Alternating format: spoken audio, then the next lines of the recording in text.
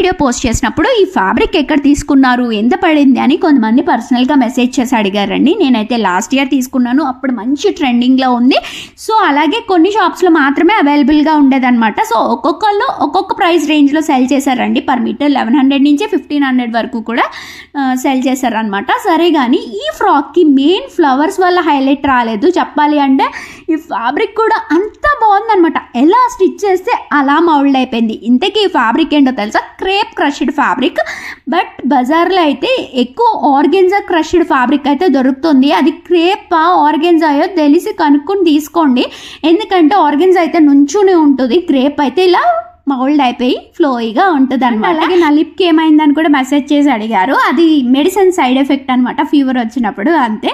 And అలాగే ఇక్కడ సింపుల్గా again get ready with me చెప్పాలి అంటే, ఎందుకంటే హల్దీ ఫంక్షన్ అప్పుడు సో నాకు వీడియో తీసుకోవడం అవ్వలేదు, అప్పటికప్పుడు హడావిడి అయిపోయింది కాబట్టి. సో అప్పుడు ఎలా రెడీ అయ్యానో సేమ్ సింపుల్గా రెడీ అయ్యి చూపిస్తున్నా అంతే. ఏం లేదు, bangles, earrings, lipstick and Pond's powder అంతే. హెయిర్ అయితే ఇలా లీవ్ చేసేసాను.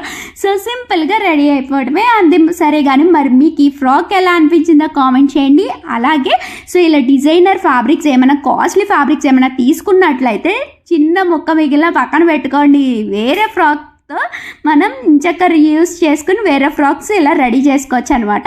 సో మరి మీకేమైనా డ్రెస్సెస్ కస్టమైజేషన్ కావాలి అన్న DM చేసేయండి.